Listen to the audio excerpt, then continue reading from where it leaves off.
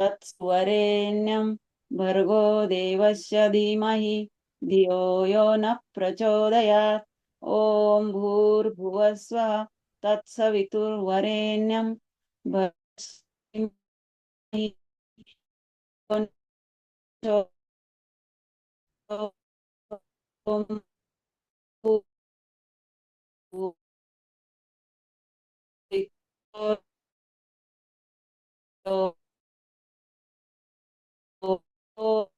तत्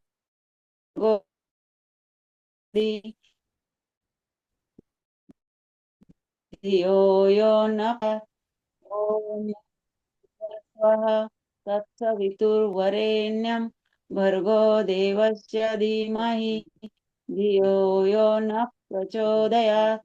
ॐ भूर्भुवस्वः तत्सवितुर्वरेण्यं भर्गो देवस्य धीमहि धियो यो न प्रचोदयात्। ॐ भूर्भुवस्वः तत्सवितुर्वरेण्यं भर्गो देवस्य धीमहि धियो यो न प्रचोदयात्। ॐ भूर्भुवस्वः तत्सवितुर्वरेण्यं भर्गो देवस्य धीमहि धियो यो न प्रचोदयात्। ॐ भूर्भुवस्वः तत्सवितुर्वरेण्यं भर्गो देवस्य धीमहि धियो यो न प्रचोदयात्। महामृत्युंजय मंत्र। ओम त्र्यंबकं यजामहे सुगंधिं पुष्टिवर्धनम् उर्वारुकमिव बन्धनात् मृत्योर्मुक्षीयमामृतात्। ओम त्र्यंबकं यजामहे सुगंधिं पुष्टिवर्धनम् उर्वारुकमिव बन्धनात् मृत्योर्मुक्षीयमामृतात्। ओम त्र्यंबकं यजामहे सुगंधिं पुष्टिवर्धनम् उर्वारुकमिव बन्धनात् मृत्योर्मुक्षीयमामृतात्। ओम त्र्यंबकं यजामहे सुगंधिं पुष्टिवर्धनम् उर्वारुकमिव बन्धनात् मृत्योर्मुक्षीयमामृतात्। ओम त्र्यंबकं यजामहे सुगंधिं पुष्टिवर्धनम् उर्वारुकमिव बन्धनात् मृत्योर्मुक्षीयमामृतात्। ओम त्र्यंबकं यजामहे सुगंधिं पुष्टिवर्धनम् उर्वारुकमिव बन्धनात् मृत्योर्मुक्षीयमामृतात्। ओम त्र्यंबकं यजामहे सुगंधिं पुष्टिवर्धनम् उर्वारुकमिव बन्धनात् मृत्योर्मुक्षीयमामृतात्। ओम त्र्यंबकं यजामहे सुगंधिं पुष्टिवर्धनम् उर्वारुकमिव बन्धनात् मृत्योर्मुक्षीयमामृतात्। ओम त्र्यंबकं यजामहे सुगंधिं पुष्टिवर्धनम् उर्वारुकमिव बन्धनात् मृत्योर्मुक्षीयमामृतात्। ओम त्र्यंबकं यजामहे सुगंधिं पुष्टिवर्धनम् उर्वारुकमिव बन्धनात् मृत्योर्मुक्षीयमामृतात्। ओम त्र्यंबकं यजामहे सुगंधिं पुष्टिवर्धनम् उर्वारुकमिव बन्धनात् मृत्योर्मुक्षीयमामृतात्।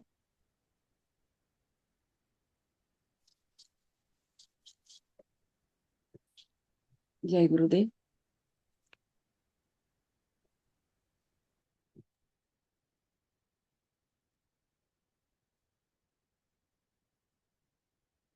ऋषी संस्कृती विद्या केंद्र बेंगलोर।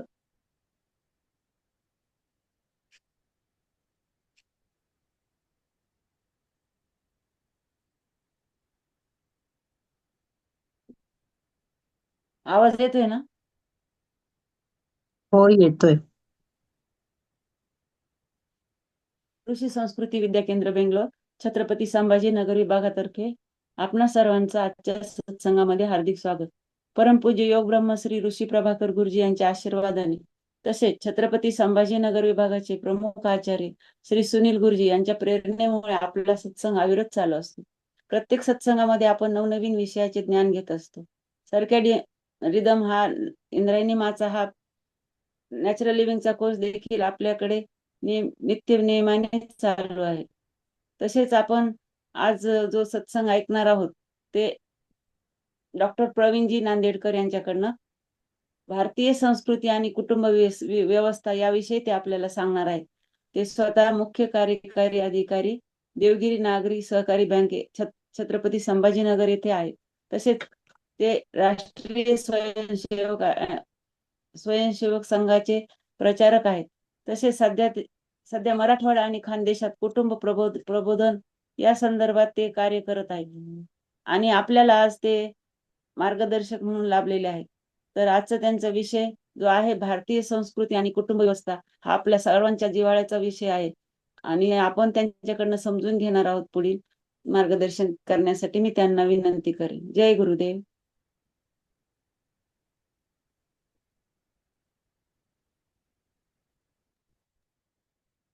जय गुरुदेव. हा प्रवीण जी. नमस्कार. मी बोलू?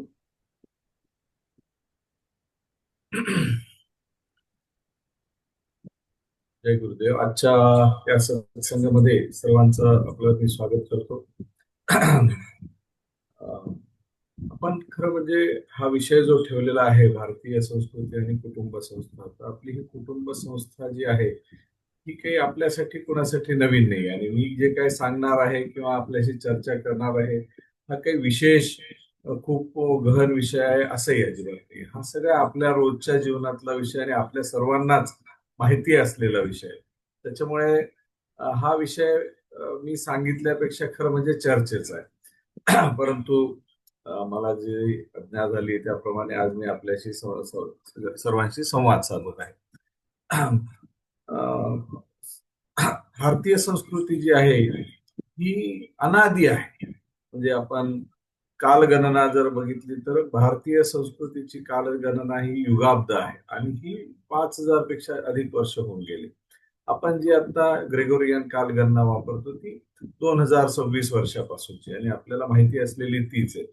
तर म्हणजे आपल्याकडे इंग्रजांचं राज्य आलं आणि त्याच्यामुळे ही कालगणना आणि त्यांनी दिलेल्या अनेक गोष्टी आपल्याकडे आल्या. परंतु भारतीय संस्कृती अनादी आहे, त्याच्यापेक्षा खूप जुनी पण आहे. आपण शाळेमध्ये अनेक गोष्टी शिकलेल्या आहेत, आपण वाचत असतो आणि त्याच्यामध्ये वाचत असताना असं लक्षात येतं की अनेक संस्कृतींची नावं आपण वाचली. जसं ग्रीक संस्कृती होती, शक संस्कृती होऊन गेले, हून होऊन गेले आणि अनेक अशा संस्कृती होऊन गेल्या. परंतु त्या आता जर आपण त्यांना शोधायला गेलो कुठे तर ते सापडतच नाही, कारण त्या नष्ट झाल्या, लोप पावल्या. दुसरीकडे भारतीय संस्कृती जर आपण बघितलं तर ती वृद्धिंगत होत राहील, ती कुठल्याच अर्थाने लोप पावलीच नाही, ती वाढतच राहील. मग ह्या संस्कृती लोप पावल्या अनेक आणि भारतीय संस्कृती वाढत गेली. आपला हिंदू धर्म असेल आणि भारताच्या जीवन पद्धती आहे ती आणखी वृद्धिंगत होऊन गेली. याचं कारण काय असेल असं जर आपण शोधायला गेलो तर त्याच्यामध्ये अनेक कारणे सापडतील.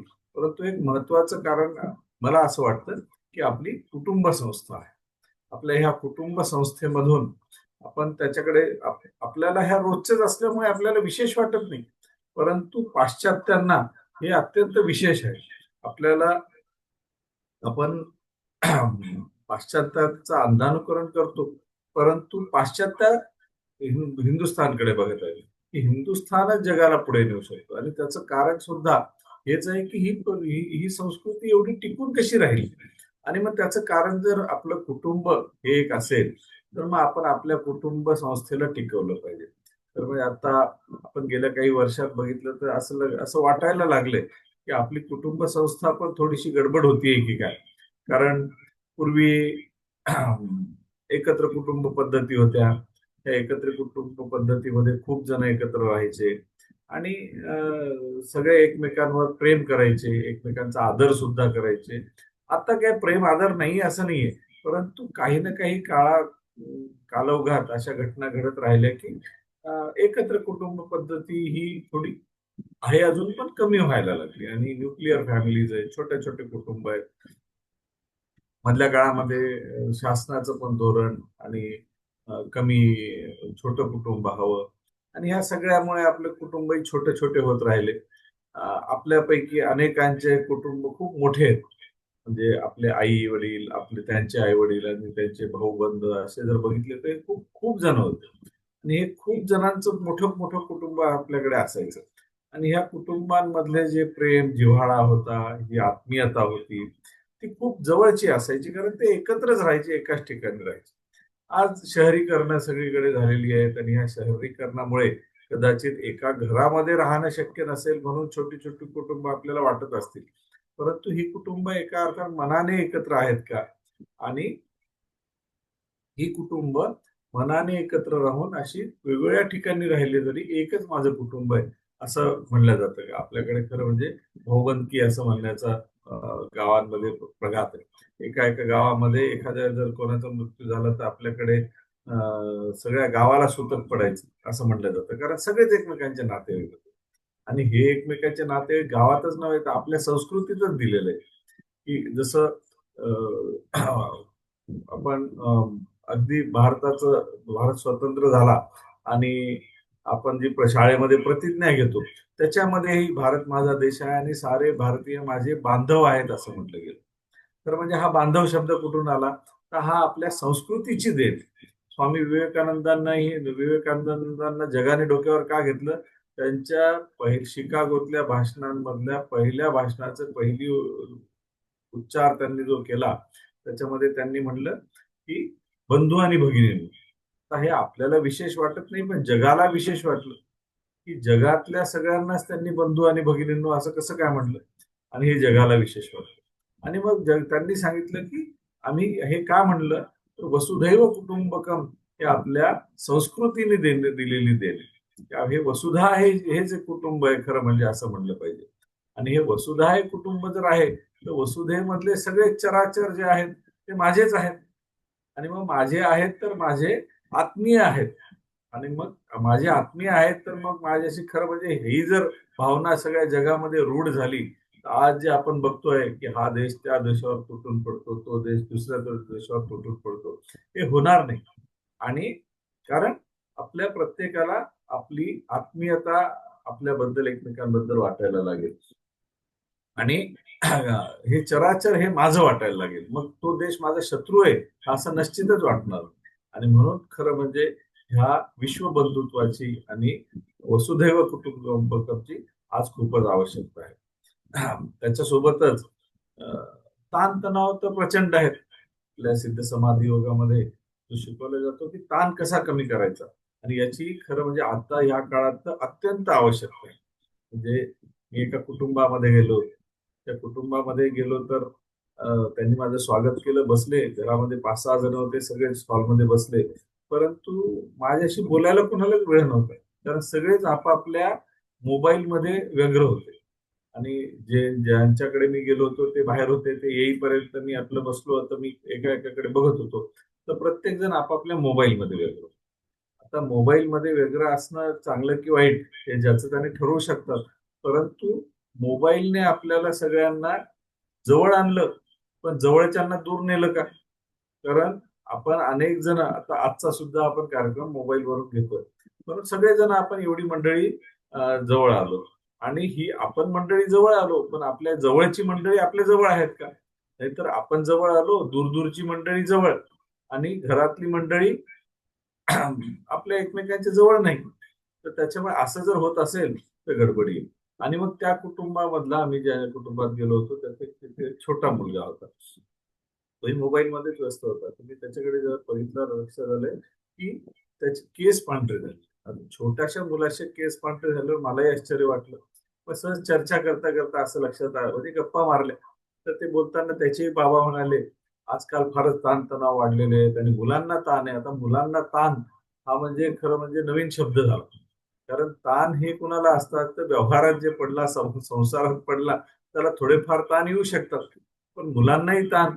मग लक्षात आलं तो मोबाईलमध्ये जो व्यस्त असतो, व्यग्र असतो, ते काहीतरी गेम्स खेळतात किंवा एकमेकांच्या त्याच्या त्या गेम मध्ये खूप जण असतात आणि त्याच्यामध्ये खूप खूप ताण असतो.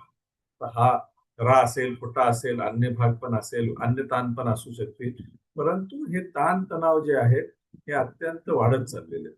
आणि मग हे ताण तणाव का वाढतायत? हे पूर्वी नव्हते का? आपल्या भारतामध्ये आपली ही कुटुंब संस्था जसं आपण म्हणतो की अनेक वर्षापासून आहे. आणि एवढी लोक तर एकत्र राहायची. आपण आजही बघतो की पेपरला काही काही वेळेस बातम्या येतात. मी मध्ये बातमी वाचली की आपल्या संभाजीनगर शहरामध्ये जवळजवळ 70 लोकांचं चिकलठाण्याला एक कुटुंब आहे, एकत्र राहतात. तर ह्या एकत्र एवढे लोक राहतात तर त्यांच्यात ताणतणाव नसतात. तर असं म्हटलं जातं की जास्त व्यक्ती जेव्हा एकत्र राहतात तेव्हा त्यांचा ताणतणाव पळून जातो, राहतच नाही जवळ. आणि मग असं जर असेल तर हे ताणतणाव कमी करण्यासाठी कुटुंब ही एक मोठी शक्ती आहे. आपण आपण सगळेजण काही ना काही नोकरी व्यवसाय करत असतो आणि नोकरी व्यवसायातून जसा आपला वेळ संपत आला की आपल्याला ओढ लागते ती आपल्या कुटुंबाची ओढ लागते. का?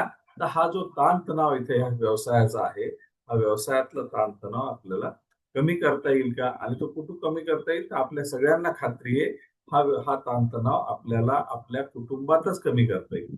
आणि मग कुटुंबामध्ये त्याच्यासाठी आपण रमण्याचा प्रयत्न करत असतो. आणि आपण सगळेच कुटुंब वत्सल मंडळी आहोत. म्हणजे भारतीय संस्कृती तर कुटुंब वत्सलच आहे.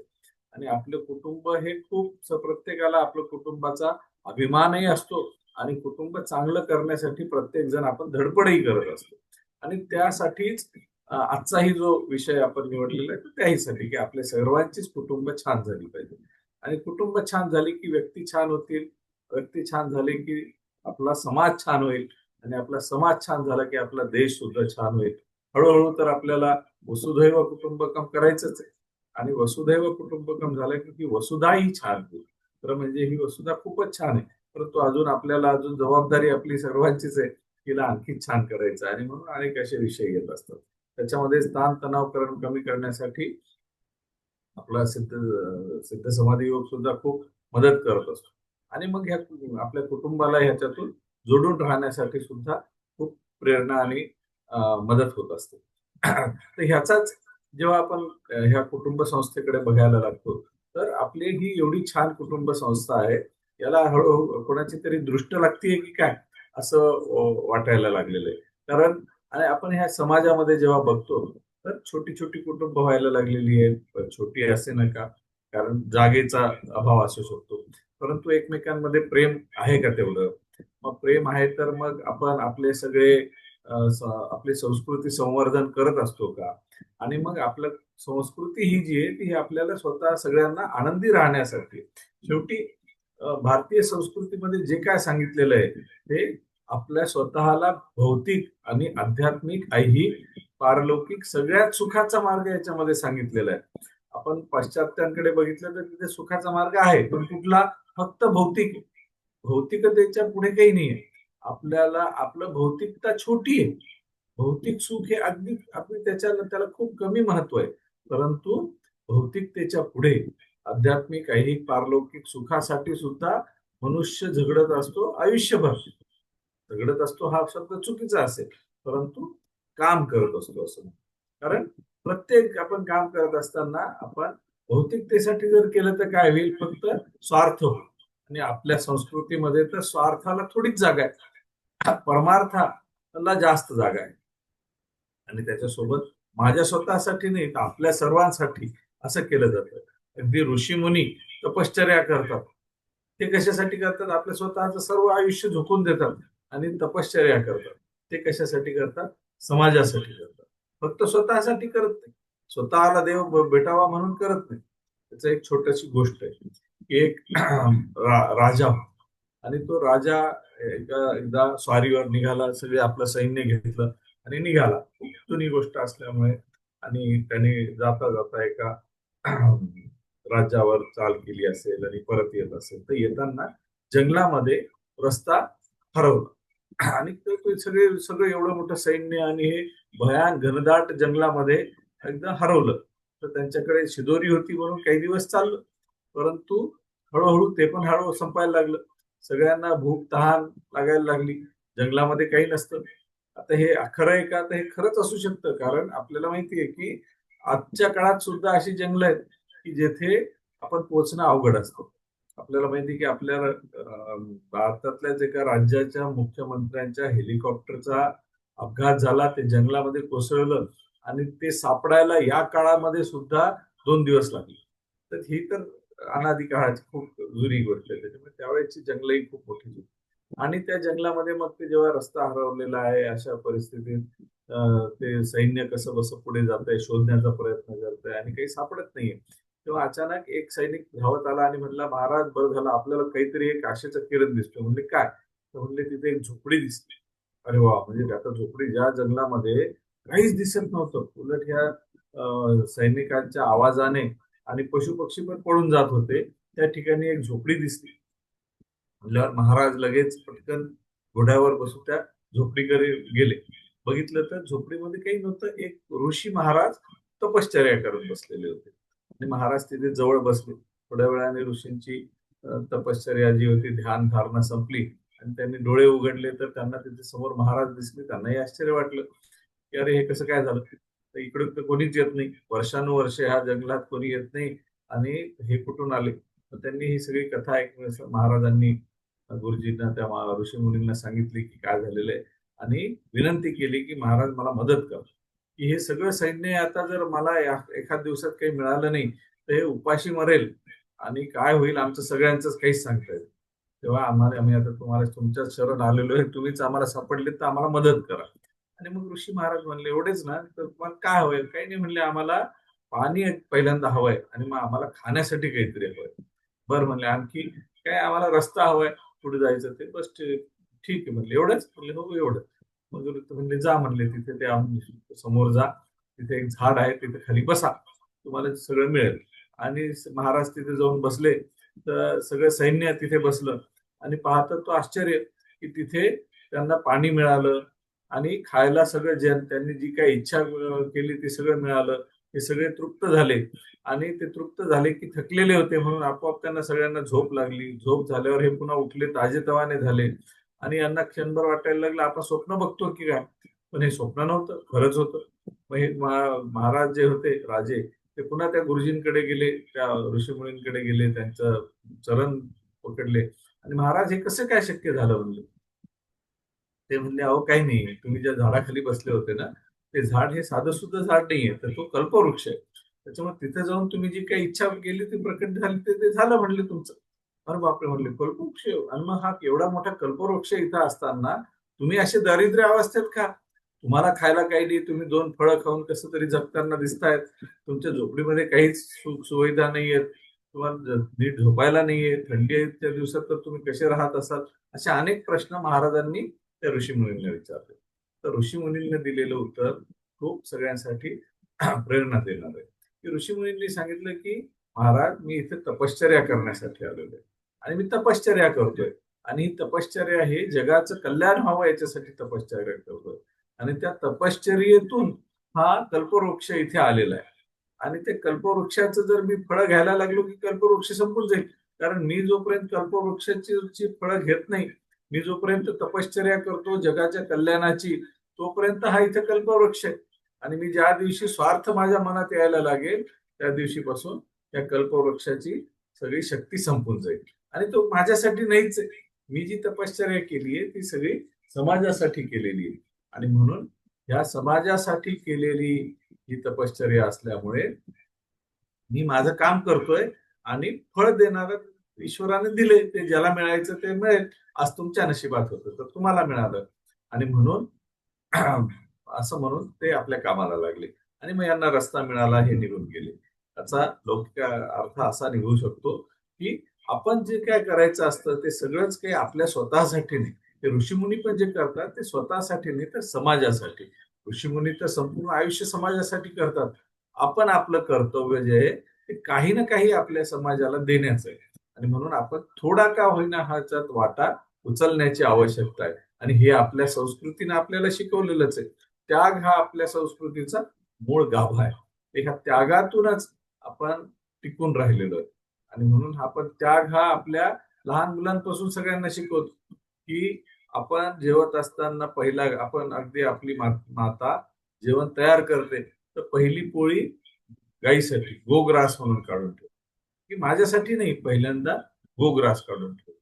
आपल्याकडे अनेक ठिकाणी जेवण करताना 2 घास काढून ठेवण्याची पद्धत आहे. तर ती का?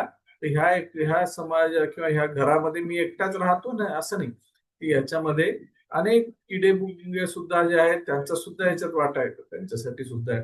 आज सुद्धा अनेक चहावाले जे आहेत आपण जाताना बघत असतो की चहाचं दुकान सुरू केलं, चहा केला की पहिला कप भरतात आणि धरणी मातेला अर्पण करतात, की पहिल्यांदा माझं नाही, हे समाजाचं, धरणी मातेचं, निसर्गाचं जे असेल ते, म्हणून सर्वच काही माझं नाही. आणि हे शिकलेलं जे, हे काय अचानक कोणाला वाटतं असं नाही, हे आपण आपल्या पुढच्या पिढीकडे, आधीच्या पिढीकडे आपण बघून बघून हे शिकत असतो आणि त्यातूनच आपली संस्कृती ही टिकून राहत असते. आणि मग ही संस्कृती जर टिकून राहायची असेल तर आपलं कुटुंब छान राहिलं पाहिजे. आणि मग आपलं कुटुंब जर चांगलं राहायचं तर ह्या कुटुंबाची रचना आपण चांगली केली पाहिजे. पूर्वी जे एकत्र कुटुंबामध्ये आपोआप एका पिढीकडून दुसऱ्या पिढीकडे, दुसऱ्या पिढीकडून तिसऱ्या पिढीकडे या अनेक गोष्टी पासार व्हायच्या. आता कुटुंब छोटी झाली तर आपल्याला थोडी व्यवस्था त्याची करायला लागेल. आणि या सगळ्या गोष्टी हळूहळू कशा आपल्यामध्ये येतील आणि आपल्याकडून पुढच्या पिढीकडे कशा जातील याची आपण सगळ्यांनी एक कृत्रिम का होईना पण व्यवस्था लावण्याची आवश्यकता आहे. मग हे होतं का? आपण आपले सण वार उत्सव, आपण आपल्या कुटुंबाच्या काही ना काही रीतिरिवाज असतात ते चालू ठेवतो का? कारण हे जे रीतिरिवाजही असतात, सणवारही असतात, हे आपल्या संस्कृतीला आणखी घट्ट करण्यासाठी आणि आणखी वृद्धिंगत करण्यासाठी असतात. तर हे आपले सगळेच सणवार जे ते आपल्या स्वतःसाठीच आहेत असं नाही, हे निसर्गासाठी सुद्धा नाही सुद्धा आहेत आणि समाजासाठी सुद्धा आहेत. प्रत्येक सण असा नाहीये की तुम्ही तुमचा एकट्याने साजरा करा. अनेक सण सगळे कुटुंबाने एकत्र येऊन साजरे करावे, त्याच्यापेक्षा जवळ आपण समाजाने एकत्र येऊन साजरे करावे. असे एकट्याने करावेत असं नाही, त्याच्यासोबत निसर्गाचंही सुद्धा संवर्धन करावं, हे आपल्या सगळ्या सण आणि उत्सवांमध्ये सांगितलेलं आहे. पण आता हळूहळू त्यात काही ना काही गडबडी होत आहेत का? त्याच्याकडे डोळे उघडे ठेवून बघण्याची अत्यंत आवश्यकता आहे. आपण सगळे तर छान चांगल्या कुटुंबातले आहोतच, पण काही समाजामध्ये जर चुकीच्या गोष्टी जर दिसल्या किंवा गडबड दिसली तर दुरुस्त करण्याचे काम केलं पाहिजे. एक डॉक्टर होते, त्यांनी सांगितलेलं एक छोटीशी उदाहरण, की डॉक्टर दवाखान्यात बसले होते आणि एक एक पेशंट येत होते. तर एक एक पेशंट त्यांच्याकडे आला, म्हणजे एक मुलगी आणि तिची आई आहे. दोघे जण बसल्या. मग डॉक्टरांनी पण नेहमीचेच असल्यामुळे विचारलं, काय काय झालं? तर ते म्हणले, मुलगी म्हणली की माझं पोट दुखतं. आई म्हणाली, काय काहीतरी खाल्लं असेल हिनं काय, आणि त्याच्यामुळे पोट दुखतं. मग डॉक्टर म्हणले, हा बरोबर आहे ना, कालच गुढीपाडवा झाला. मग गुढीपाडव्याला पुरणपोळी, श्रीखंड, अमुक तमुक बरंच खाण्यात जास्तीचं आलं असेल आणि त्याच्यामुळे पोट दुखत असेल. तर आई हसली आणि म्हणली, नाही नाही हो, तसं काही नाही झालं. अच्छा अच्छा म्हणले, पुरणपोळी नाही खाल्ली, आवडत नाही का हिला गोड जास्त? नाही नाही, हिला तर खूप आवडतं म्हणले, परंतु काल आमच्याकडे काही पुरणपोळी वगैरे नव्हती. मग डॉक्टरांना प्रश्न पडला की काय, का बरं, काय झालं?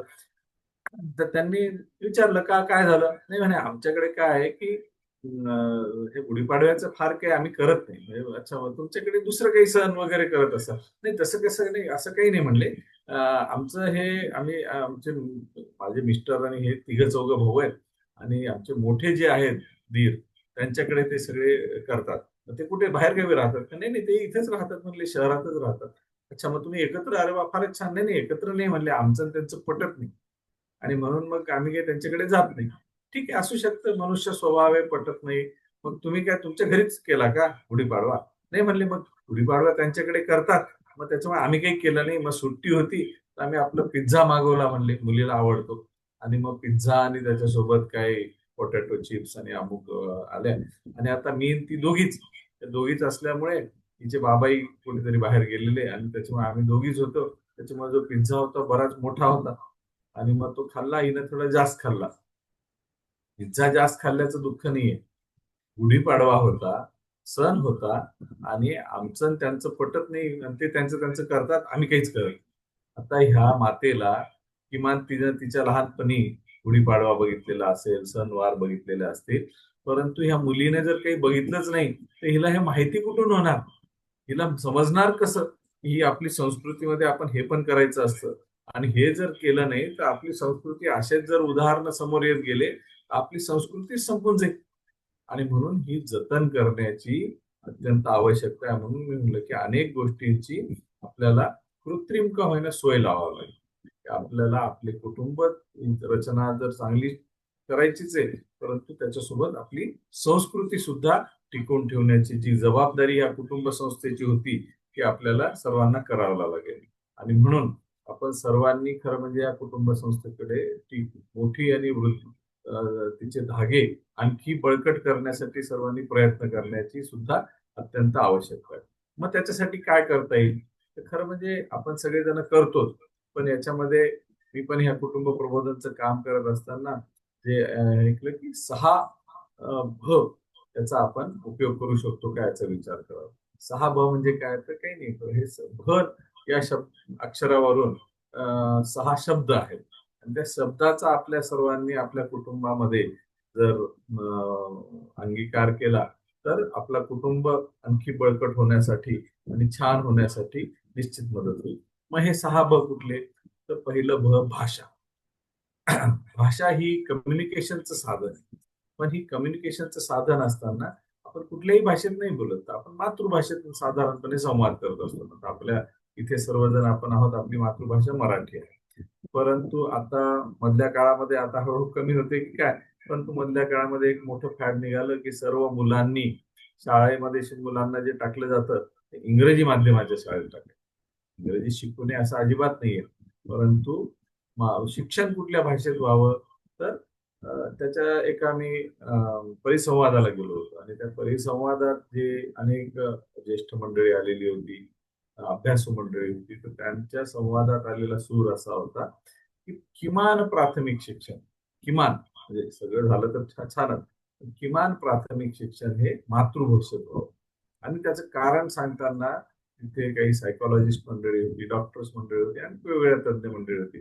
त्यांनी असं सांगितलं की माणूस जेव्हा संवाद साधत असतो, तो संवाद साधतो ते डायरेक्ट तोंडाने बोलत नाही. तो मेंदूमध्ये आधी विचार केला जातो, त्याला प्रोसेस होतो आणि तो प्रोसेस झालेला विचार तोंडातून मुखातून बाहेर पडत असतो आणि अशा पद्धतीने आपण संवाद साधतो. पण जी भाषा आपल्याला येते त्याच भाषेतून आपण संवाद साधतो. तर संवाद साधताना भाषा कुठली असू शकते, पण विचार करतानाची भाषा ही मात्र वेगळी असते. जसं आजकालच्या युगात आपण सगळेजण आता एआयच्या युगात आहोत. आपलं नशीब फार बलवत्तर की आपण आपल्या मेंदूपेक्षाही सुपर असं म्हणल्या जाणाऱ्या एआयच्या युगामध्ये आहोत. तर म्हणजे मेंदूपेक्षा सुपर काही नसते, पण म्हणल्या जातं. तर ह्या एआयच्या युगामध्ये जो एखाद्या संगणकाला किंवा आपल्या मोबाईलमध्ये पण आजकाल चॅट जीपीटी आहे, गुगल आहे, त्यांना प्रश्न विचारला की ते उत्तर देतं. तर आपण प्रश्न इथून कुठल्याही भाषेत विचारा, तो त्याचा आधी बॅकग्राऊंडला प्रोसेस करतो. त्याची प्रोसेसची गती अत्यंत तीव्र आहे. म्हणजे विजेच्या वेगाने प्रोसेस केला जातो तो आपला प्रश्न आणि त्याला पुन्हा आपल्याला पाहिजे त्या भाषेमध्ये उत्तर दिलं जातं. म्हणजे काय झालं तर त्याने त्याच्या भाषेमध्ये आधी तो प्रश्न प्रोसेस केला, त्याचं उत्तर शोधलं आणि तुम्हाला दिलं तुमच्या भाषेमध्ये. तसं आपण कुठलाही विचार करतो, आधी काही बोलताना विचार करतो, मेंदूमध्ये तो विचार साधारणपणे आपल्या मातृभाषेमध्ये तो विचार केला जातो आणि मग आपण बोलताना जो माणूस समोर आहे त्याच्याशी त्या भाषेत बोलतो.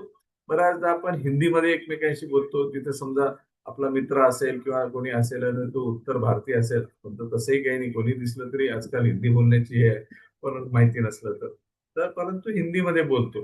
तर हिंदीमध्ये बोलताना आपल्या मेंदूमध्ये जो प्रोसेस झालेला आहे आधी ते आपल्या मातृभाषेत. इंग्रजीमध्ये बोलतो, अनेक लोक इंग्रजीमध्ये छान भाषण करतात, फ्लुएंटली भाषण करतात, परंतु ते भाषण जरी इंग्रजीत करत असले तर त्याचा विचार मात्र ते त्याच्या मेंदूमध्ये प्रोसेस होतो, तो त्याच्या मातृभाषेत होतो. तो काही इंग्रजीत होतच नाही किती त्याला प्रयत्न केला तरी.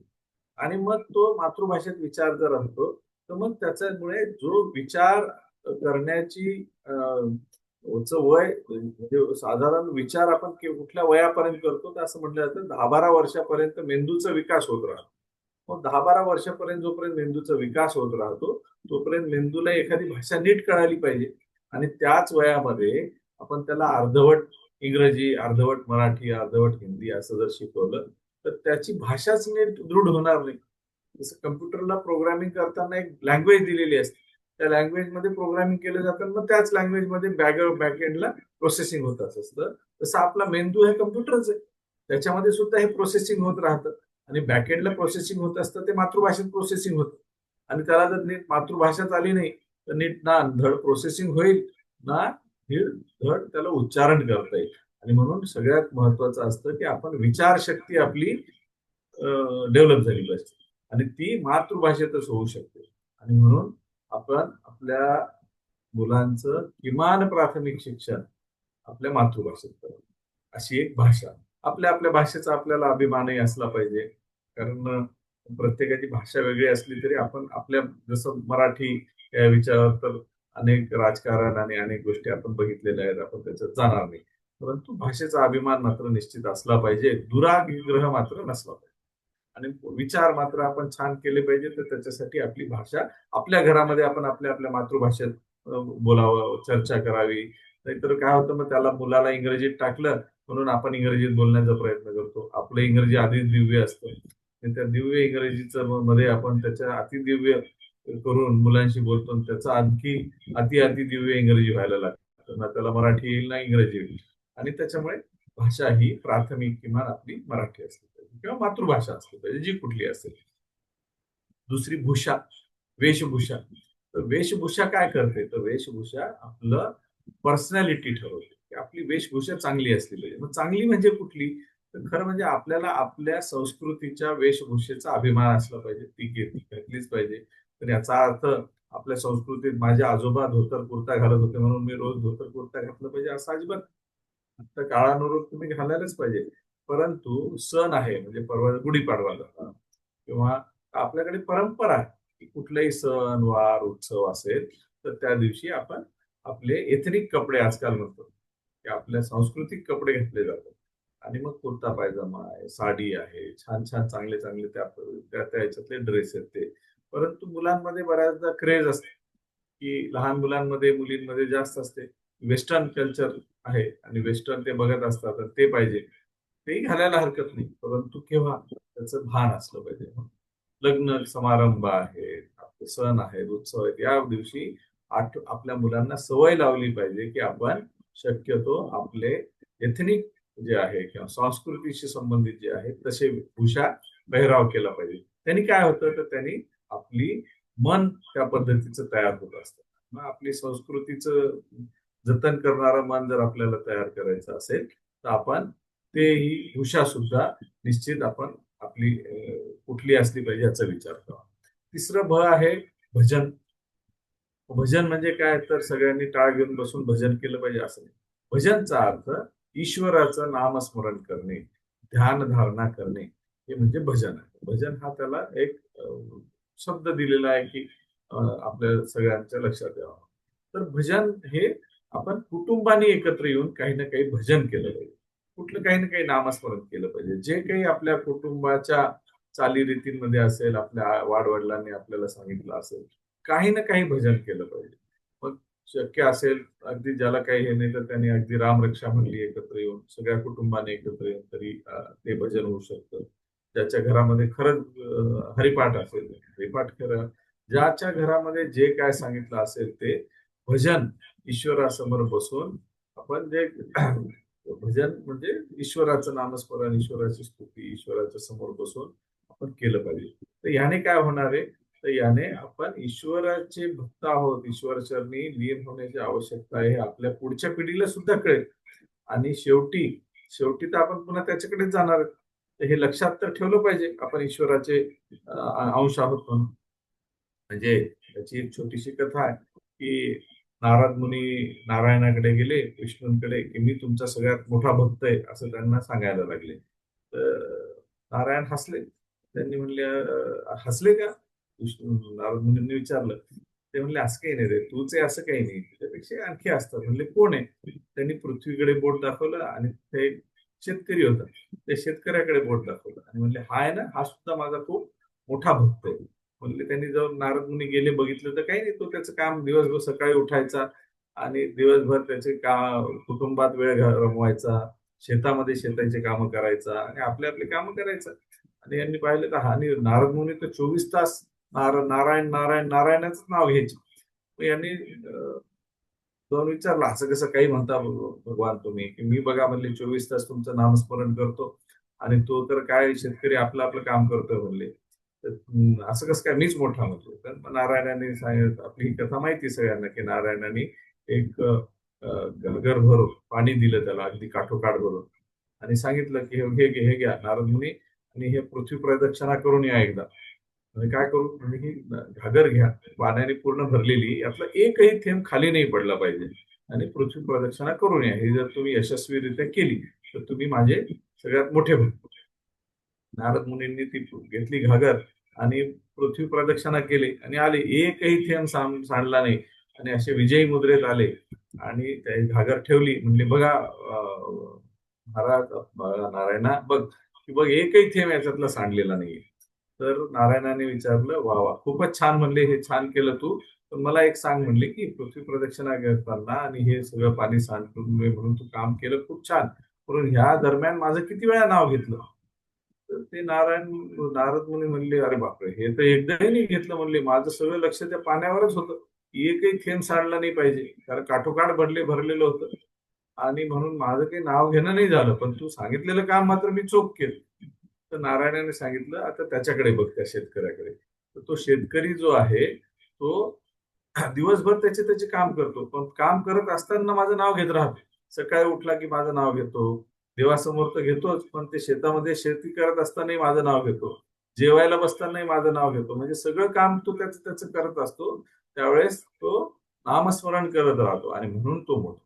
तू ते तुला काही काम नाहीये म्हणून तू नाव घेत राहतो, तुला काम दिलं तू नामस्मरण केलं नाही, असं नारायणाने त्यांना सांगितलं, आणि सांगितलं की त्याच्यामुळे तो मोठा. तसं आपण आपलं सगळं काम करत असताना ईश्वर भक्ती, नामस्मरण आणि केलं पाहिजे. हे आपण तर केलं पाहिजे, आपल्या पुढच्या पिढीलाही हे पास ऑन केलं पाहिजे, आणि म्हणून भजन.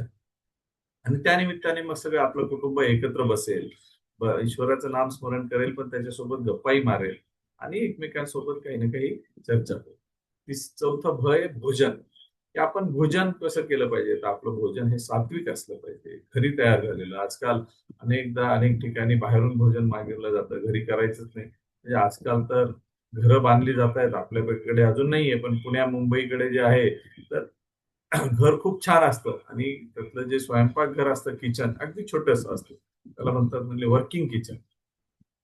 आणि त्यात काय असतं, तर ते काही नाही, शिजवण्याची फार गरज नाही पडत, म्हणले आम्हाला सगळं बाहेरूनच आणतो आम्ही. डबा येतो, पोळी भाजी केंद्रातून येतं, किंवा हॉटेलमधून काय असेल, आजकाल स्विगी झोमॅटो पण आहेत, आणि ती इथे फक्त म्हणले गरम करणं किंवा छोट्या मोठ्या गोष्टी केल्या जातात, आणि म्हणून त्याची फार गरज नाही, म्हणून किचन छोटं, आणि बाकी दिवाणखाना मोठा. तर असं नसलं पाहिजे. तर किचन हे छान असलं पाहिजे, तिथे आपलं घरातलं जेवण तिथे तयार झालं पाहिजे, आणि ते घरही जेवण तयार केलेलं आपण चांगल्या मनाने, जेवण तयार झालेलं चांगल्या मनाने भोजनही केलं पाहिजे.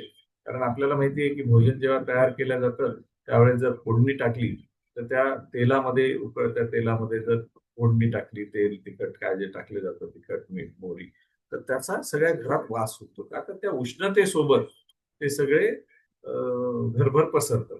तर त्याच्यासोबतच आपण ज्या विचाराने ते जे भोजन तयार करत असते माता, ते विचार सुद्धा त्या उष्णतेसोबत सगळ्या घरात पसरतात, त्या भोजनात सुद्धा उतरतात. म्हणून चांगल्या विचाराने माता तर जेवण कुठलेही तयार करताना चांगल्याच मनाने करत असते. कुठलीच माता भोजन तयार करत असताना तिच्या मनात वाईट विचार येऊ शकत नाही.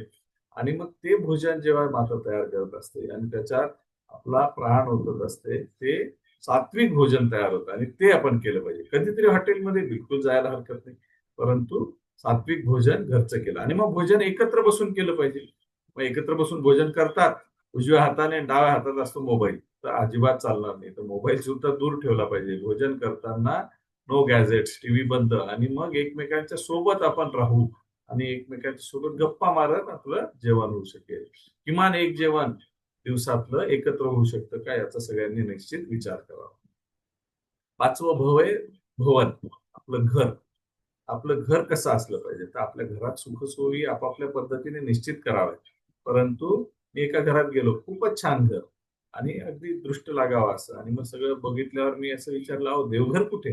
नाही म्हणले, देवघराला जागाच मिळाली नाही. आपण बऱ्याचदा म्हणतो की घर कुणाचं, ईश्वराचं आहे, पण त्या ईश्वराला जर जागा नाही मिळाली तर कसं चालेल. म्हणून ईश्वरालाही जागा पाहिजे. तुळशी वृंदावन आपल्याकडे म्हणलं जातं की आपल्या संस्कृतीचं ते मोठं स्थान त्याच्या तुळशी वृंदावनाला आहे. आपल्या घरात असलं पाहिजे. मग ते आपल्या घराच्या रचनेनुसार त्याला काही ना काही जागा निश्चित असावी. फ्लॅट असते आजकाल, तर त्याच्यातही आपण व्यवस्था करून त्याची निश्चित जागा तयार केली पाहिजे. कृषीवृंदावन असलं पाहिजे. घरामध्ये तस्विरी कुठल्या असल्या पाहिजे, फोटो कुठले असले पाहिजे, याचा निश्चित आपण विचार करावा.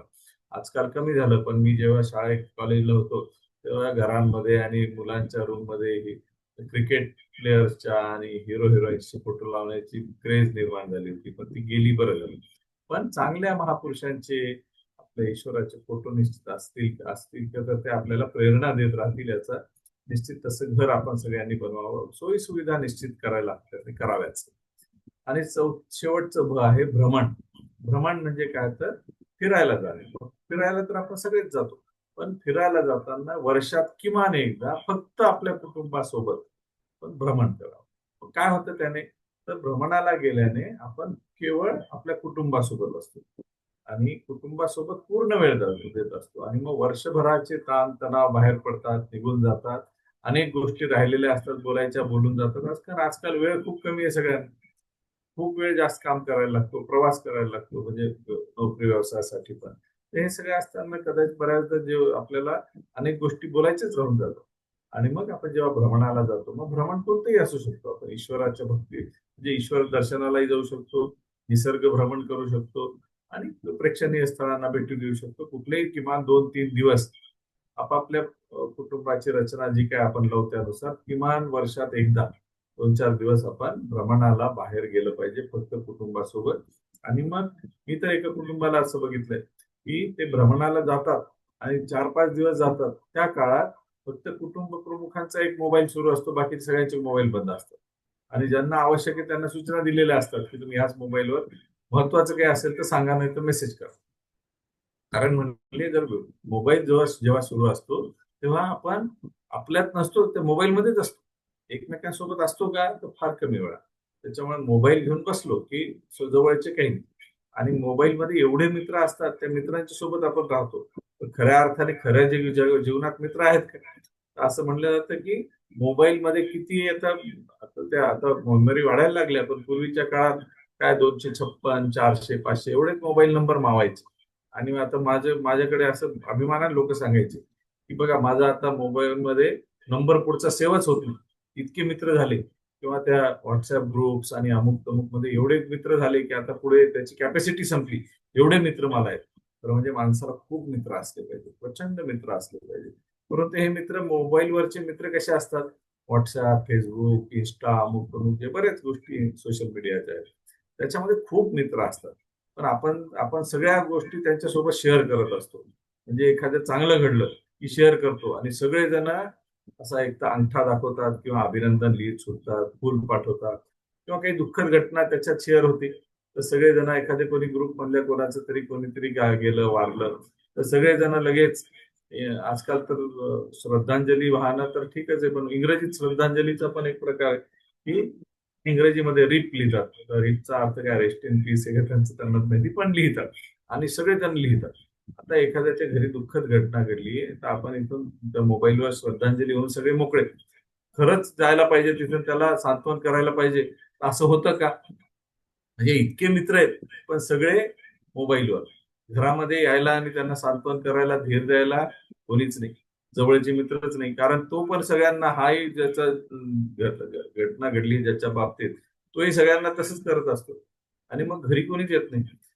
अगदी अनेक ठिकाणी तर अंत्यसंस्कारालाही 7-8-10 माणसं असतात. गावांमध्ये तर असं असतं की की एखाद्या कोणी गेलं, छोट्या गावांमध्ये अशी आपल्याकडे संस्कृती होती, तर गावाला सुतक पडायचं, गाव सगळं दुःखी असायचं आणि अंत्यसंस्काराला गावच्या गाव असायचं, अजूनही असतं.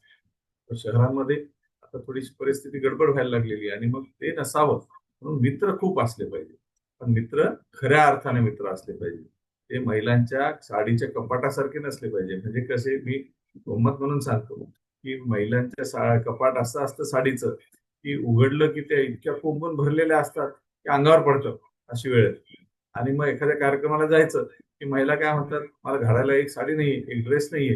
का, तर ह्या भरलेल्या कपाटात काय, नाही नाही म्हणले, ते काय आवडत नाही. तसे ते मित्र असतात की ते मित्र, त्या मोबाईलमध्ये जागा नाही एवढे, परंतु काही घटना घडली तर जवळ येऊन बोलायला, सांत्वन करायला, धीर द्यायला कोणीच नाही. असे मित्र नसावे. आणि म्हणून मित्र पण खूप छान आपले असले पाहिजे. तर ह्या मित्रांना दूर ठेवून थोडेसे त्या 2-4 दिवस आपण भ्रमणालाही गेलो पाहिजे. असे हे 6 भ जे आहेत, भाषा, भूषा, भजन, भोजन, भवन आणि भ्रमण, या 6 भचा आपल्या सगळ्यांनी नक्की वापर आपल्या जीवनामध्ये उपयोग करण्याचा प्रयत्न करावा. कुटुंब मित्र करण्याचा सगळ्यांनी प्रयत्न करावा. आणि ह्या कुटुंब मित्र म्हणजे आपले फॅमिली फ्रेंड्स, की कुटुंबाच्या कुटुंब आपल्या सगळ्या कुटुंबाचे मित्र आहे. 2-4 कुटुंब आपले 10, 5-10 कुटुंब आपल्या कुटुंबाचे मित्र आहेत, एकमेकांचे आहेत. आणि हे सगळे मिळून आपण एक छान कुटुंब राहू शकतो. आणि ह्या सगळ्या छान कुटुंबाने आपलं कुटुंबाचे आणखी धागेही मजबूत होतील आणि कुटुंबामध्ये आपलं चांगलं कुटुंब आपल्या समाजाला सुद्धा काही ना काही देईल. आणि म्हणून आपण जर ह्या कुटुंब आपलं छान ठेवलं, ह्या कुटुंबामध्ये या सगळ्या गोष्टी छान ठेवल्या, तर आपल्या कुटुंबासोबतच आपला समाज सुद्धा छान होईल, आपला राष्ट्र सुद्धा छान होईल, बळकट होईल. आपली संस्कृती तर खूपच छान होईल. आणि ही संस्कृतीच उद्या जगाला सुद्धा मार्गदर्शन करणार आहे. कारण जगाचं आपल्या संस्कृतीकडे लक्ष आहे. जेव्हा आपले पंतप्रधान मोदीजी अमेरिकेत गेले होते आणि तिथे जो कार्यक्रम झाला होता, तर तेव्हा त्यांनी बोलताना वसुधैव कुटुंबकमचा उच्चार केला. त्याच्यानंतर इकडे आपल्याकडे G20 झालं. त्या G20 जे झालं होतं बैठका, त्याच्यामध्ये सुद्धा टॅगलाईन जी होती ती वसुधैव कुटुंबकमच होती. आणि ह्या वसुधैव कुटुंबकमने जगाला भुरळ घातलेली. आणि हळूहळू जर हे खऱ्या अर्थाने वसुधैव कुटुंबकम झालं, तर आपलं हे कुटुंब आपलं छान होईल, पण ही वसुधा हे कुटुंब होईल. आणि या जगामध्ये ज्या ह्या नको त्या गोष्टी घडतायत, देश एकमेकांवर तुटून पडतायत, हे कदाचित या वसुधैव कुटुंबकममुळे कमी होईल, शत्रुत्व कमी होईल आणि मनुष्य मनुष्याच्या जवळ होईल. आणि ते करत असताना मनुष्य हा तणाव रहित असला पाहिजे. आणि मग हे ताणतणाव रहित राहण्यासाठी SSY सारख्या आपल्या संस्था संघटनाच्या आपण जवळ जर राहिलो, तर निश्चितच आपल्याला ध्यान धारणा आणि पॉझिटिव्हिटी मिळेल. त्या पॉझिटिव्हिटीतून आपण मनुष्य म्हणूनही खूप चांगलं होऊ शकतो. म्हणून ह्या आपल्या संस्कृती जी आहे, ह्या संस्कृतीचं जो मूळ गाभा आहे, त्यातला मेन पिलर जो आहे, तो आपलं कुटुंब आहे. आणि हे शेवटी आपण मनुष्य जो जे काय करत असतो, ते आनंदासाठी करत असतो, आनंद मिळवण्यासाठी करत असतो. आणि आपल्याला सगळ्यात जास्त आनंद होत असतो आपल्या कुटुंबासोबत. आणि ह्या आनंद आपल्या पुढच्या पिढीलाही फील करून देण्याची आपली जबाबदारी. तर बऱ्याचदा असं असतं की मुलांचा वाढदिवस आहे, तर मुलांना आपल्या मित्रांसोबतच घालवावं वाटतं. मित्रांसोबत बिलकुल गेलं पाहिजे, वाढदिवस साजराही केला पाहिजे. पण कुटुंबासोबतचा जो आनंद आहे वाढदिवस साजरा करण्याचा, तो त्याला फील करू द्या एकदा. की नाहीतर त्याला फीलच झाला नाही. कुटुंबासोबत आले की लगेच त्याला केक कापला आणि पळ तू तुझ्या मित्रासोबत, असं न करता मित्रांना बोलव. घरी पण बोलवता येईल आणि आपल्या कुटुंबासोबत पण काही वेळ जर घालवला, तर त्याच्यात जास्त आनंद आहे जेव्हा त्याला मुलांना कळेल. मुलं आपल्या कुटुंबासोबत जास्त वेळ घालवतील आणि मग आपलं कुटुंब आणखी मजबूत होईल. आणि शेवटी आपल्या प्रत्येकाला, जसं मी आधी म्हटलं तर, की आपल्याला प्रत्येकाला शेवटी एंड ऑफ द डे घरी जावं वाटतं. का? तर घरी जी शांतता, सुख, समाधान मिळतं हे कुठंच नसतं. बाहेर किती यश मिळालं, तर ते यश सगळ्यात आधी सांगावं वाटतं कुटुंबात.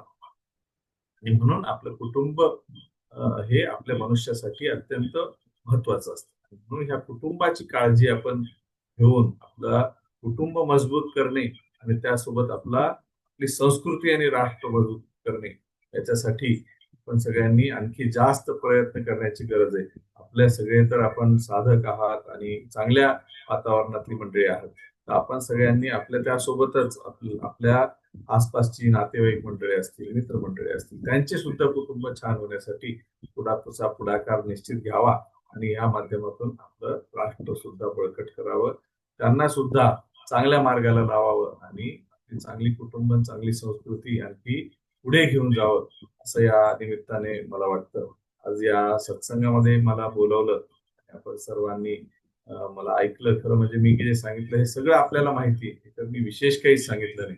परंतु इथले प्रमुख आचार्यांनी मला बोलवलं आणि चर्चा करा ह्या विषयावर, ह्याच्या विषयावर चर्चा होण्याची आवश्यकता आहे असंही सांगितलं. त्याच्यामुळे मी आज इथं आलो. मी पुन्हा एकदा सर्वांचं आभार मानतो आणि पुन्हा आपण ह्या विषयावर आपल्या कुटुंबातही निश्चित चर्चा करावी असं एक आवाहन करतो आणि थांबतो. जय गुरुदेव.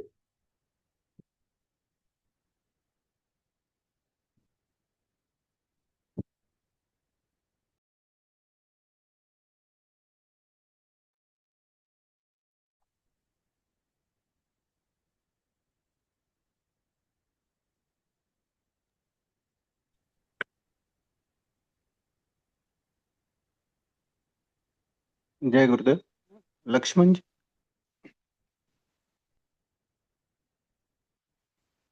कोणाला काही विचारायचं असेल तर विचारू शकतो. हा, दिलीप गुरुजी आहेत. अनम्यूट करा.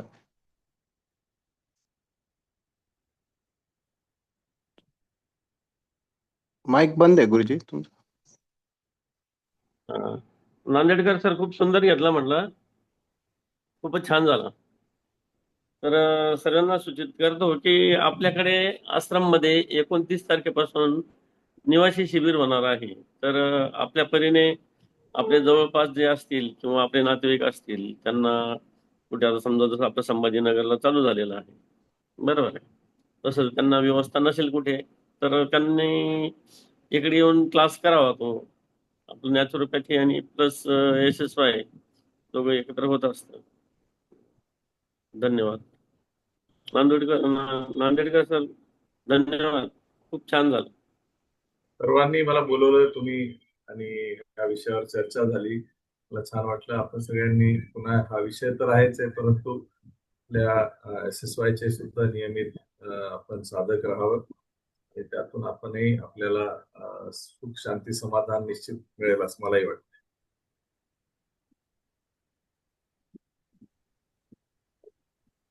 कोणाला प्रश्न असतील तर विचारू शकतो. हा सर, मला बोलायचं होतं. हा बोल. मी सोलापूरहून बोलतोय सर. हा, नमस्कार. नमस्कार सर. हे जे काही आज तुम्ही सांगितलात माहिती, तर ही अतिशय गरजेची आहे आज समाजासाठी. खरंय. मला असं वाटतं की आता मी काय करावं, माझा काय रोल असेल आता, हे तुम्ही मला सांगितलं, मला योग्य वाटलं. पण माझ्या पुरते हे मर्यादित न राहता मला हे पुढे अजून फॉरवर्ड करावं असं वाटतं. खरं तर म्हणजे यासाठी काय करतोय? खरं म्हणजे आपण पहिल्यांदा आपण स्वतः आपलं कुटुंबासाठी तर आपण काम करतो आणि हे करत असताना मी जसं म्हटलं की आपण आपले कुटुंब मित्र असले पाहिजे, फॅमिली फ्रेंड्स असले पाहिजे. फॅमिली फ्रेंड्स असण्याचं एक कारण आहे की आपल्या कुटुंबामध्ये एकमेकांचे काही संवाद होत असतात आणि काही गोष्टी आपण कुटुंबामध्ये सांगू शकतो असं नाही. तर मित्र चांगले असले पाहिजे. एक उदाहरण म्हणू शकतो. माझा एक मित्र होता.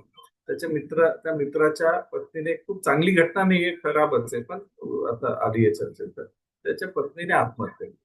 आणि मग आम्ही त्यांचं बाकी हे सगळं निस्तरल्यानंतर जेव्हा चर्चा करत होतो, तर तिला इतके ताणतणाव होते, काही कुटुंबातले असतील, काही त्याच्या कामाच्या ठिकाणचे असतील, जे काय असेल, पण तिला सांगायला कुठे जागाच नव्हती. आता जर ह्या कुटुंबाला त्या कुटुंबाला जर 2-4 कुटुंब मित्र असले असते, तर त्या मातेनं तिची जी ताणतणाव आहेत तर तिच्या कुटुंब मित्रातल्या दुसऱ्या महिलेला सांगितले असते. तिच्या महिलेने किंवा तिच्या पतीच्या संबंधातले असतील तर त्या महिलाशी बोलता बोलता इतका विश्वास असला पाहिजे कुटुंब मित्राचा, तर त्या महिलेने त्या मैत्रिणीला सांगितले असते. मैत्रीण आपोआपच बोलता बोलता तिच्या नवऱ्याला बोलेल. तिचा नवरा आणि हिचा पती दोघेही मित्र आहेत. मग ते नवरा म्हणेल, अरे काय रे, तुझ्या कुटुंबामध्ये ही गडबड आहे, ही दुरुस्त करण्याची आवश्यकता आहे. आणि मग त्याच्याही लक्षात येईल आणि मग त्यांच्यातलं जो संवादात अडचण झाली असेल किंवा जे असेल ते दूर होईल आणि हे कुटुंब पुन्हा छान होईल. तर हे का नाही झालं, तर हे कुटुंब मित्र नव्हते. तिने कदाचित तिच्या मैत्रिणीने सांगितलं असेल, पण तिच्या मैत्रिणीचा आणि हिच्या नवऱ्यापर्यंत तो मेसेज गेला नाही. त्याच्यामुळे कुटुंब मित्र असले पाहिजे. आणि मग असे जर 5-6 कुटुंब मित्र आपले असले, 4-5 कुटुंब मिळून, तर 4-5 कुटुंब मिळून एकत्र असलो तर त्यांनी महिन्यात किमान एकदा एक सहभोजन करावं. डबा पार्टी आपण आपल्याकडे आहेच पूर्वापार. पूर्वी तर अशी पद्धत होती की ताट वाढून घेऊन जायचं आणि गप्पा मारायच्या जाऊन. आणि मग हे ताट वाढून घेऊन जाऊन गप्पा मारण्यामध्ये काय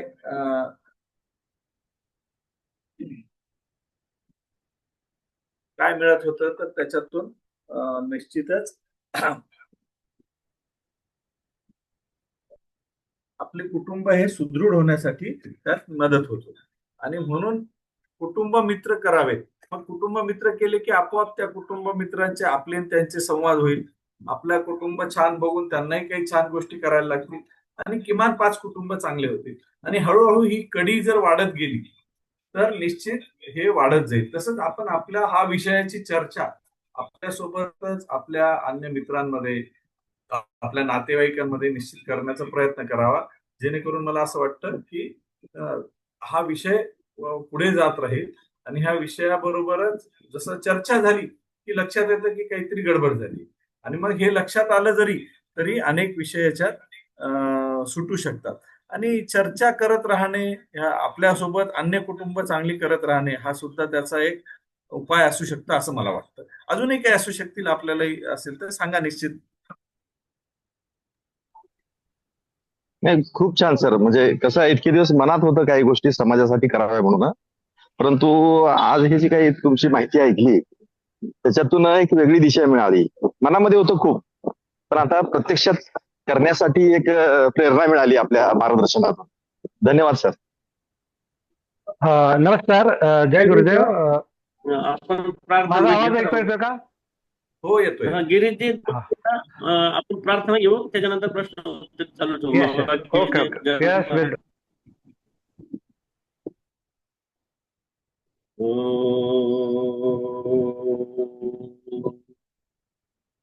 असतो मा सद्गमय तमसो मा ज्योतिर्गमय मृत्योर्मा अमृतं गमय. ओम शांती शांती शांती. हरि ओम. श्री गुरुभ्यो नमः. हरि ओम. जय गुरुदेव. कंटिन्यू करा गिरीशजी. हा. नमस्कार. मुळात आमचा SSRचा क्लास जो आहे तो गुरुजींचा एक होमवर्क असता, माय आयडियल वर्ल्ड म्हणजे माझं आदर्श जग याच्यावर आधारित असतो. आणि 15 दिवसानंतर लक्षात येतं की आपण क्रिएट करू शकतो आणि कसं हे सगळं शिकवलं जातं. तर RSS हा एक तशाच बेसिसवर चाललेला आहे. पण माझा एक प्रश्न आहे की तुम्ही 100 वर्ष RSSच्या याला श्रेय कशाला द्याल, तो एक प्रश्न आहे. आणि दुसरा की आम्ही एक कॉमन मॅन असून आम्ही तुम्हाला तुमच्या कार्याला आम्ही कसे सहभागी होऊ शकू, हे एक मुद्दा आम्हाला सांगा. जय गुरु. खरं म्हणजे RSS जे आहे हे कॉमन मॅनसाठी, कॉमन मॅनचं संघटन. त्याच्यामध्ये विशेष लोकांनी एकत्र येऊन, खूप हुशार लोक एकत्र आलं पाहिजे, काहीतरी केलं पाहिजे असं अजिबात नाही. की सामान्य माणूसच आपल्या समाज, संस्कृती, राष्ट्राला पुढे घेऊन जाऊ शकतो. ह्याच तत्वावर राष्ट्रीय स्वयंसेवक संघाचं तत्वज्ञान आहे. याच्यामध्ये विशेष असं खूप मोठं आहे असं काही नाही. की आपल्या राष्ट्राला आपण प्राधान्य दिलं पाहिजे, आपल्या समाजाला प्राधान्य दिलं पाहिजे, आपल्या दिनक्रमामध्ये याच्यामध्ये काही ना काही वेळ आपण दिला पाहिजे.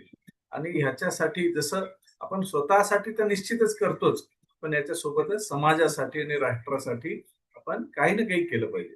आता हा कुटुंब प्रबोधन हा विषय जो आहे, हा राष्ट्रीय स्वयंसेवक संघाच्या अशाच माध्यमातून आला की राष्ट्रीय स्वयंसेवक संघाची मंडळी एकमेकांच्या घरी जात राहतात, कार्यकर्त्यांच्या घरी जातात, समाजामध्ये जात राहतात, बघत असतात. तर असं लक्षात आलं की आपलं कुटुंबामध्ये काहीतरी गडबड होती, की कुटुंब संस्कृती रचनेमध्ये, कुटुंब पद्धतीमध्ये. आणि आताही आपणही बघतोय की पूर्वी आम्ही लहान असताना एखादा डिव्होर्स हा शब्द क्वचितच ऐकला जायचा. आज आपण खूप सर्रासपणे ह्या गोष्टी बघतो, नको त्या गोष्टी समाजामध्ये आपल्या यायला लागलेल्या. आणि अनेक गोष्टी आहेत. हा डिव्होर्स हा एक विषय झाला, अशा ताणतणाव आहेत, अनेक आहेत. तर हे जेव्हा संघाच्या काही मंडळींच्या लक्षात आलं आणि त्यांनी मग विचार केला की अरे हे दुरुस्त केलं पाहिजे, आणि म्हणून हा कुटुंब प्रबोधन हा विषय याच्यामध्ये आला. पर्यावरणावर पण राष्ट्रीय स्वयंसेवक संघाची मंडळी काम करतात. तर का तर जेव्हा लक्षात आलं की पर्यावरणाचा ऱ्हास होतोय, मनुष्य पर्यावरणाला एवढं लक्ष देत नाहीये, त्याच्यामुळे पर्यावरणाचा आहे, असे अनेक विषय आहेत. तर हे विषय आपल्यासारखे जी मंडळी असतात यांच्याच लक्षात येतात आणि मग चर्चा होते आणि ह्या विषयावर काम केलं जातं. त्याच्यामुळे राष्ट्रीय स्वयंसेवक संघाचं काम 100 वर्ष झालंय. खरं म्हणजे राष्ट्रीय स्वयंसेवक संघ ज्यांनी सुरू केला, डॉक्टर केशव बळीराम हिडगेवार, त्यांची अजिबात इच्छा नव्हती की संघ 100 वर्ष वगैरे चालावा. त्यांची इच्छा अशी होती की आपला समाज हा आयडियल व्हावा, आपला समाज हा इतका चांगला व्हावा की याला अशा कृत्रिम संघटनांची गरजच नसावी, आणि ह्या सगळ्या समाजाने खूप चांगलं होऊन आपल्या राष्ट्राला समर्थ करावं. परंतु हे शक्य नसतं आणि त्याच्यामुळे ही राष्ट्रीय स्वयंसेवक संघ आहे. तसे तर राष्ट्रीय स्वयंसेवक संघच जगामध्ये खूप चांगलं काम करतो असं नाही, खूप मंडळी आहेत, खूप वैयक्तिक सुद्धा खूप चांगलं काम करणारी मंडळी आहेत, खूप संस्था संघटना पण खूप चांगलं काम करणार आहेत. राष्ट्रीय स्वयंसेवक संघ हा सुद्धा एक चांगली संघटना आहे, एवढंच आपलं मत आहे. म्हणजे मी मध्ये एकदा घाटी रुग्णालयात गेलो होतो इथे संभाजीनगर, आणि तिथे एक महिला दिसली, तिच्या हातामध्ये 5-6 डबे होते. आणि मग तिला सहज आमच्या शेजारी येऊन बसली आणि थोड्या वेळ सहज हे झाल्यावर चर्चा झाली. तर मी तिला विचारलं की तुमचं कोणी नातेवाईक ऍडमिट आहे का? म्हणली नाही नाही, कोणी ऍडमिट नाही. अच्छा, मला वाटलं मग 5-6 डबे आहेत तर ती डबा देणारी कोणीतरी व्यवसाय करणारी व्यावसायिक महिला असेल. तर मग मी म्हणलं तुम्ही इथे काय डबे पुरवता का, त्याचे काही शुल्क घेऊन, पैसे घेऊन? ती म्हणली नाही नाही, तसं नाही. म्हणली की मी रोज जे आमच्या घरात आम्ही 5-6 जण आहोत, तर मी 10-12 जणांचं जेवण तयार करते आणि मग 5-6 डबे तयार करते आणि रोज 5-6 जणांना, रुग्णांना देते. माझी काही ऐपत नाही की मी इथल्या सगळ्यांना आणि जास्तीत जास्त लोकांना जेव घालू शकेल. माझी ऐपत आहे मी 4-5 लोकांना निश्चित जेव घालू शकेल, माझ्या घरात जे केलं ते निश्चित देऊ शकेल. आणि ती रोज 5-6 जणांचे डबे ती महिला देते, अजूनही ती देते. तर आता अशा जर महिला, तिला काय प्रेरणा आहे माहिती नाही, पण तिला जे संस्कार तिच्यावर झाले असतील किंवा काय घडलं असेल त्याच्यातून अशी काम करतात. जसं ती महिला, अशा अनेक जण खूप चांगलं काम करतात. त्याच्यामध्ये संघ हे सामूहिक रीतीने, एकत्रित संघ शक्तीने आणि एकत्रित काम करत असल्यामुळे समाजासमोर येतो आणि समाजासमोर आणि एकत्र येण्याने जास्त चांगली कामं होतात. त्याच्यामुळे संघ समाज आपल्याला दिसतो. अशी कामं अनेक जण चांगले करत असतात. तर असे जे चांगले काम करणारे समाजासमोर आले पाहिजे आणि हे चांगली काम करत गेलेली करणारी मंडळी वाढत गेली पाहिजे. हे समाजासमोर आलं तर प्रेरणा मिळेल. म्हणजे त्या बाईंनी ज्यांचं मी उदाहरण सांगितलं, त्यांनी आजपर्यंत कोणाला सांगितलेलं नाही किंवा त्याची साधी पेपरला बातमी नाही, काहीच नाही. आणि त्यांना त्याची इच्छा पण नाही, गरज पण नाही. कारण ते त्याच्यासाठी करत पण नाही. परंतु ते समाजाला प्रेरणा नक्की देतात. आज आपल्यापैकी आपण ऐकलं तर आपल्याला छान वाटलं. तर आपण चांगलं काम जे आहे ते प्रेरणा देण्यासाठी माहिती व्हावं आणि अशा साठी चांगल्या कामाची चर्चा व्हावी. त्याच्यामुळे संघाचं इतके 100 वर्ष आणि चांगलं काम चालू आहे, याचं श्रेय संघामध्ये काम करणारी मंडळी, आयुष्य झोकून देऊन काम करणारी खूप मंडळी, की आयुष्यभर लग्न न करता राहतात, संसार सोडून राहतात, अशी पण आहेत. आणि संसार नेटनेटका करून आणि राष्ट्राचा विचार करणारी पण खूप मंडळी आहे. आणि मग त्याच्यामुळे हे काम चांगलं चाललंय असं साधारणपणे दिसतं. त्याच्यामुळे श्रेय त्यांना. आणि जोडून राहणं सोपंच आहे, की आपल्या भागामध्ये आपण जिथे राहतो तिथे आसपास काही ना काही संघाची मंडळी निश्चित असतात. आणि तुम्ही जर किंवा नाही तुम्हाला सापडली तर माझ्याशी संपर्क करा, मी तुम्हाला तुमच्या भागातल्या मंडळीशी जोडून देईल. त्यांच्यासोबत जाणे, संघाची शाखा असते, जसा SSY चे आपण उपक्रम करतो तसं संघाचे काही उपक्रम असतात आणि त्या उपक्रमातून एकमेकांना भेटणे आणि एकमेकांना भेटून समाजासाठी काहीतरी करणे, असं त्यातला एक उद्देश असतो. तर त्या माध्यमातून याचे काही रजिस्ट्रेशन नाही, काही नाही, कोणी पण कधी पण जाऊ शकतं आणि कधी पण त्याचं काही खूप नियम आहेत असं काही नाही. समाजाने शिस्तीत राहावं म्हणून संघात शिस्त आहे, बाकी काही नाही. अशा याच्या संघ काम करत असतो. धन्यवाद जी, धन्यवाद. धन्यवाद.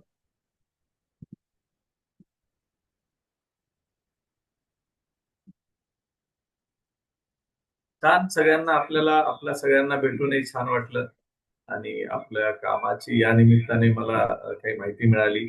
SSY च्या बद्दल मी ऐकून बऱ्याच वर्षात होतो, पण या निमित्ताने थोडं जास्त ऐकलं गेलं.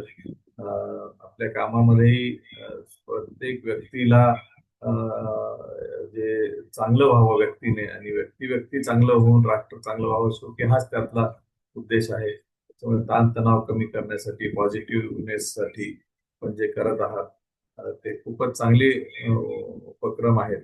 तर माझ्या शुभेच्छा सुद्धा आहेत आणि मी पण जेव्हा जेव्हा शक्य होईल तेव्हा तेव्हा आपल्या कामाशी जोडून घेण्याचा निश्चित प्रयत्न करेन.